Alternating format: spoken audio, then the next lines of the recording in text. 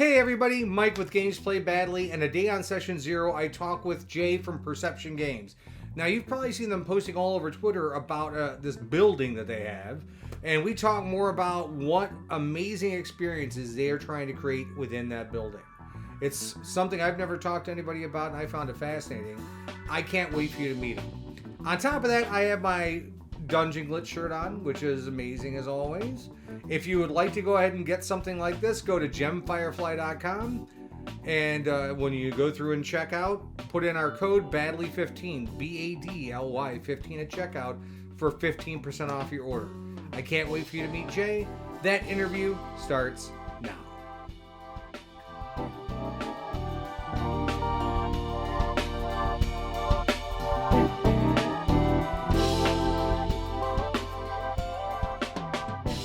Hey Jay, how are you?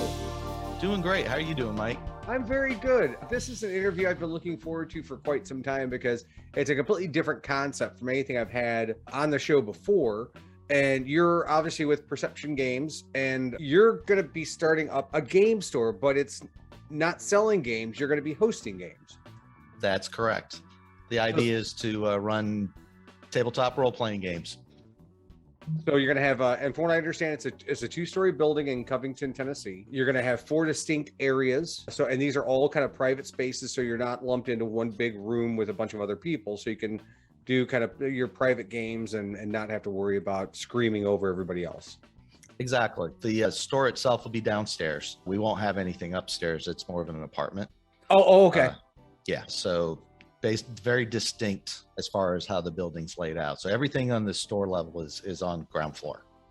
Fantastic. It's got to be a pretty decent sized space to be able to do all this. It's approximately 3,200 square feet. We're actually going to end up with four rooms for gameplay, 3 of which will definitely be themed. We're going to paint the walls, the ceiling, the whole thing, so it comes up as a very distinct feel. Awesome. Give you the immersion. And then we're going to have a themed tavern, which isn't going to sell alcohol or anything, but it's going to be our concession area, break room. That's going to have a little stage if someone, if you want to perform, a little bard thing going on. We'll sell refreshments, things like that. Oh, that sounds awesome. I like the themed room thing. So you can say, you know what, okay, you're in, the Tiamat room, or you're in the Bugbear room, or whatever. So I mean, I love the feel of that. So what inspired you to start this? I'd grown up playing Dungeons and Dragons. I started when I was 8. I mean, we're talking 79 or 80, and I've always run games. I'm kind of one of those forever DMs. And as we've gotten older and we've found different places to play, the feel of playing in a comic book store, for instance, it's a little open.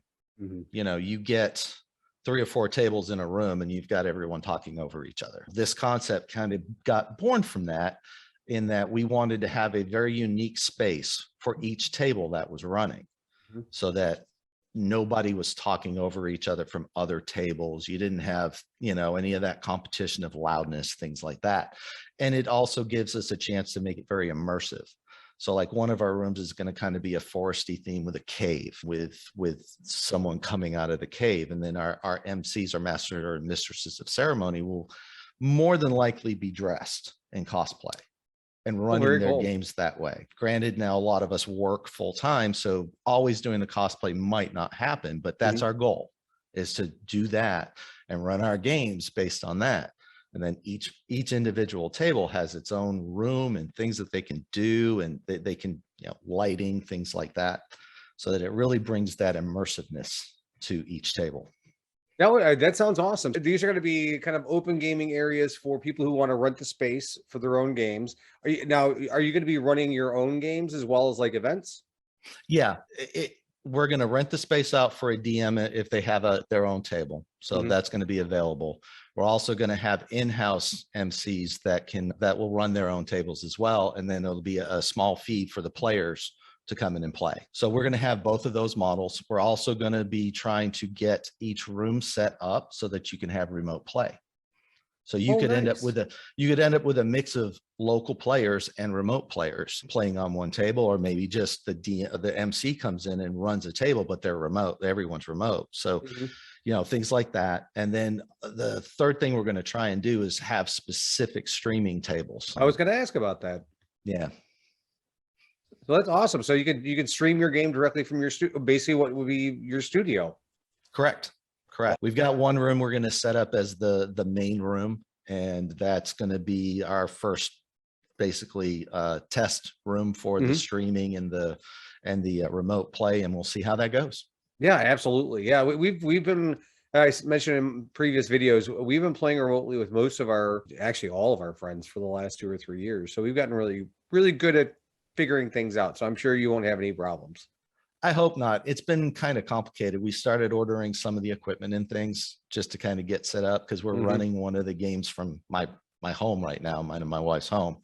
And so we're starting to get into that, setting things up, how things are going to work, get Mhm. cameras, get mics, things like that. Yeah. And And then it once snowballs out of control in a hurry. Be careful. I've already noticed that just by buying one room worth of equipment, you're Yeah. like, oh my goodness, I need this. We're going to need that. We got to Yeah. have computers. Oof.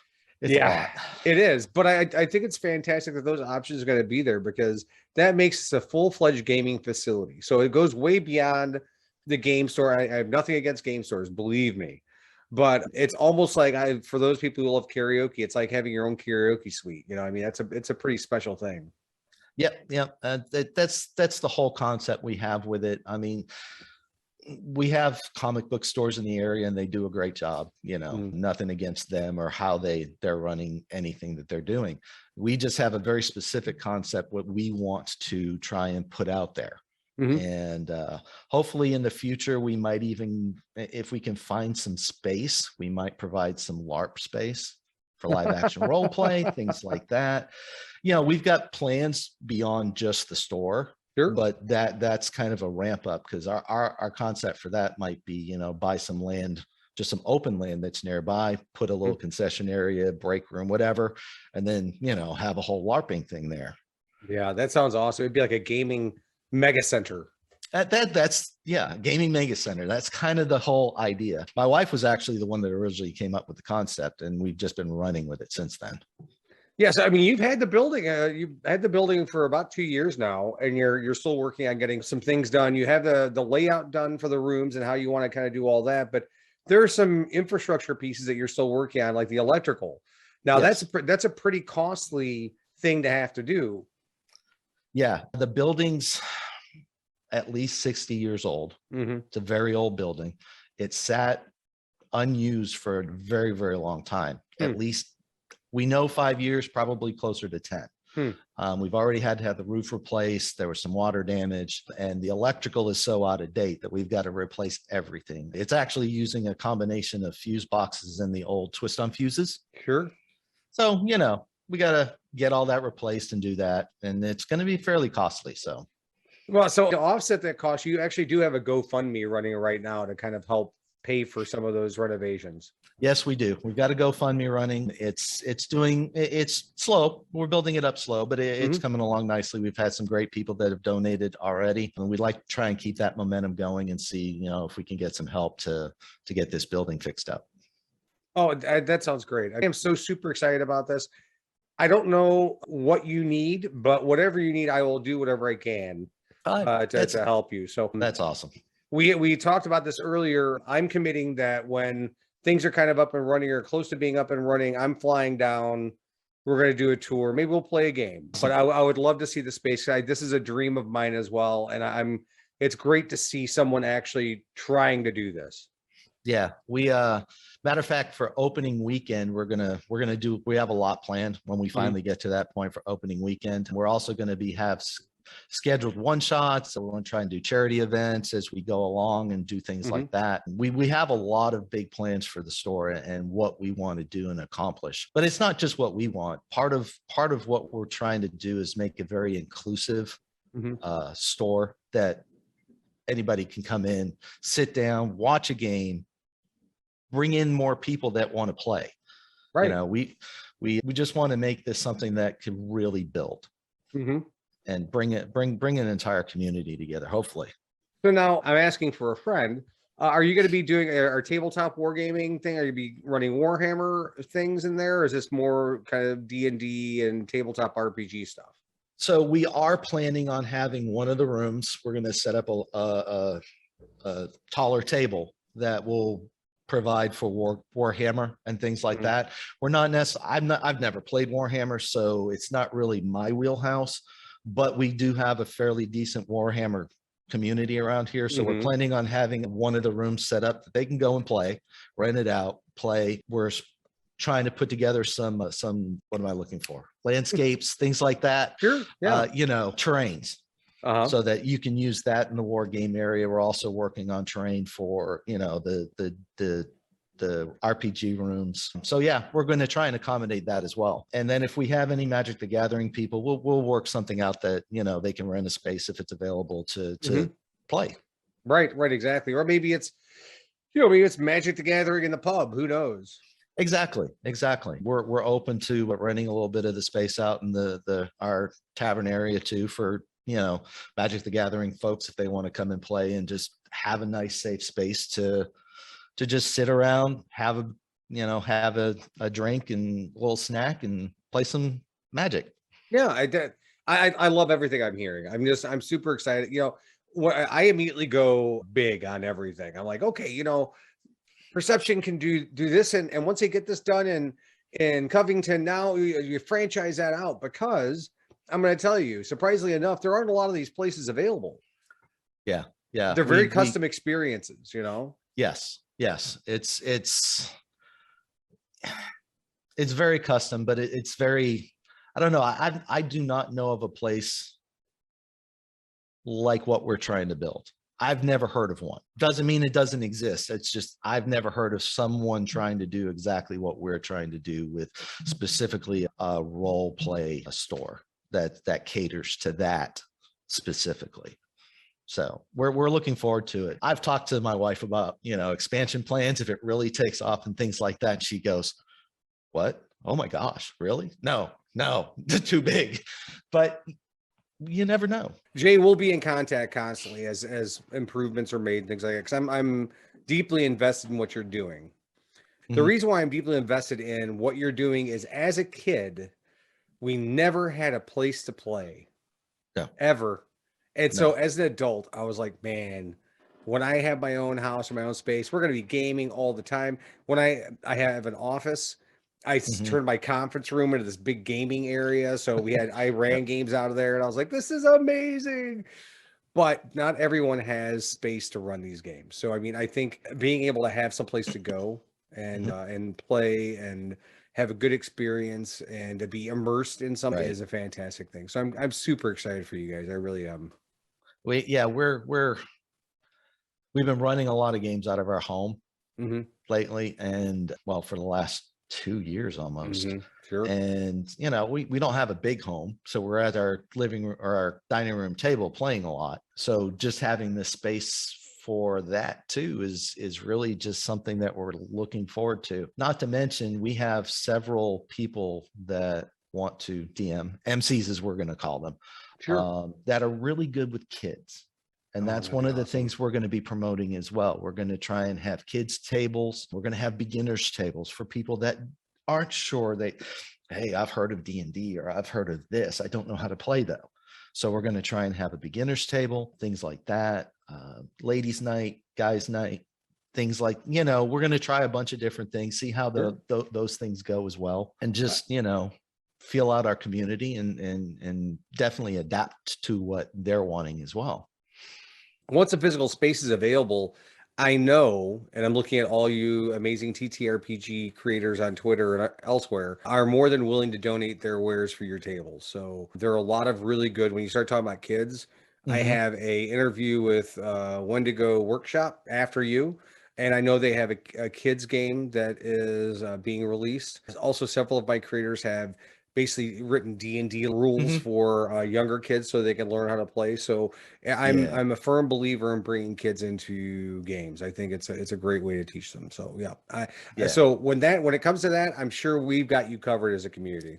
That's awesome. I love this community too. We've been trying to build our Twitter presence and things like Mhm. that. And we haven't been doing it for more than maybe a month because we're really excited now. We're getting close to Mhm. really getting this building, getting that electrical and stuff done. And the community's been great.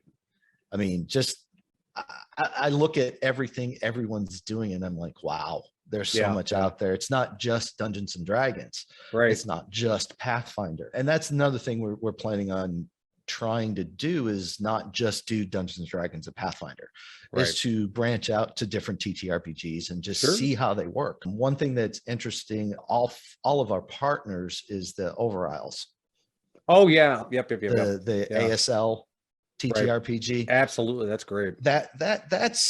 That really interests me. We've got some family that are deaf, and Mhm. so sign language is a big thing, and I Sure. don't know it really, so I'd love to learn it. So if I can run a TTRPG and learn sign language at the same time and teach a lot of other people to do it, that's awesome.